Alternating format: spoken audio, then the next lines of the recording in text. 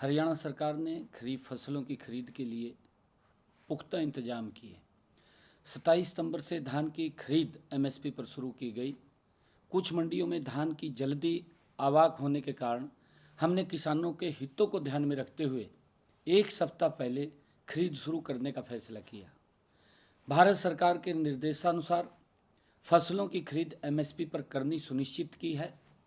किसानों को इस बार मंडी गेट पर भी इंतजार नहीं करना पड़ा।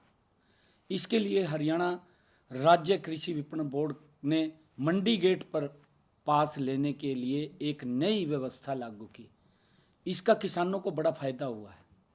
किसानों ने मोबाइल ऐप द्वारा स्वयं ही घर बैठे आसानी से डिजिटल गेट पास बनाया, जिससे उन्हें मंडी गेट पर अन्य गेट पास प्राप्त करने की आवश्यकता नहीं पड़ी।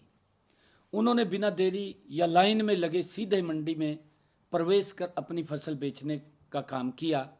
हमारी सरकार ने फसल का भुगतान के लिए भी संपूर्ण व्यवस्था बनाई।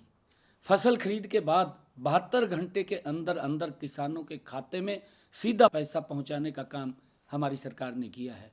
इस खरीफ सीजन में धान के लिए मेरी फसल मेरा ब्यौरा पोर्टल पर 4,84,927 किसान पंजीकृत हैं।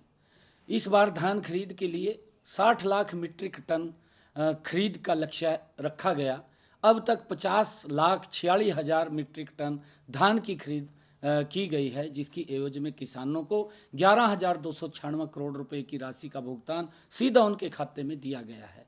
यही बात कांग्रेस को हजम नहीं हो रही है। किसानों के हितों को दम भरने वाली कांग्रेस के लिए किसानों का नहीं बल्कि उनका अपना स्वार्थ सर्वोपरि है। हरियाणा में राइस मिलर्स की हड़ताल के बावजूद भी हरियाणा में धान की सरकारी खरीद सुचारू रूप से चलती रही।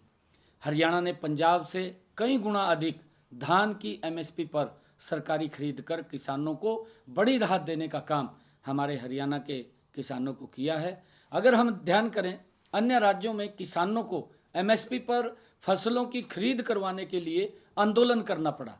हम अपने पड़ोस राज्य में अगर देखें, पंजाब के अंदर, जबकि हरियाणा में हमारी सरकार ने पुख्ता इंतजाम किए और किसानों की फसल का एक एक दाना हमारी सरकार के द्वारा खरीदा जा रहा है। हरियाणा सरकार ने किसान हितैषी निर्णय और फसल खरीद के लिए मंडियों में किए गए इंतजामों को देखकर पड़ोसी राज्यों के किसान भी हरियाणा की मंडियों में अपनी फसल बेचने के लिए इच्छुक हैं। हमारी सरकार ने आड़तियों के हितों के लिए भी काम किया है। राज्य ने सरकार के आड़ती या कमीशन 46 रुपये प्रति क्विंटल को बढ़ा करके 55 रुपये प्रति क्विंटल निर्धारित किया गया है। 9 रुपये प्रति क्विंटल अतिरिक्त भार राज्य सरकार द्वारा वो वहन किया जा रहा है। हमारी सरकार ने सभी राइस मिलर्स की भी समस्याओं का हर संभव समाधान करने का काम किया है। प्रदेश में सीएमआर डिलीवरी के लिए भी सभी राइस मिलर्स को 31 अगस्त तक 62 करोड़ 58 लाख रुपए बोनस दिया गया है। इसके अलावा हाइब्रिड किस्म के धान के आउट टर्न रेशो का मामला भी भारत सरकार के समक्ष हमने रखा है, क्योंकि पिछले दिनों जब हमारे बीच में सभी राइस मिलर्स के अधिकारी आए, उनकी विषय को हमने सुन करके केंद्र सरकार के समक्ष रखने का काम हमारी सरकार ने किया है। हरियाणा सरकार ने खाद की उपलब्धता के लिए भी पुख्ता इंतजाम किए हैं, क्योंकि कांग्रेस के द्वारा दुष्प्रचार किया जा रहा है। कांग्रेस और कुछ लोग इस प्रकार के कांग्रेस के नेता किसानों को गुमराह करने का काम कर रहे हैं, जबकि सच्चाई यह है कि हरियाणा में खाद का पर्याप्त स्टॉक उपलब्ध है और उसका वितरण भी सही तरीके से सुनिश्चित किया जा रहा है। प्रदेश में लगभग 24 लाख हेक्टेयर क्षेत्र में गेहूं और 10 लाख हेक्टेयर क्षेत्र में सरसों की फसल बोई जाती है और किसानों को आवश्यकता अनुसार खाद उपलब्ध कराया जा रहा है। राज्य में डीएपी स्टॉक पिछले वर्ष की मांग के बराबर ही है। मैं आपको बताना चाहूँगा कि पिछले वर्ष 1 अक्टूबर से 9 नवंबर तक डीएपी की खपत 1,46,152 मीट्रिक टन थी। इस बार 9 नवंबर 2024 तक 1,54,540 मीट्रिक टन की खपत हो चुकी है। भारत सरकार ने हरियाणा को नवंबर माह के लिए 1,10,200 मीट्रिक टन डीएपी आवंटित किया है।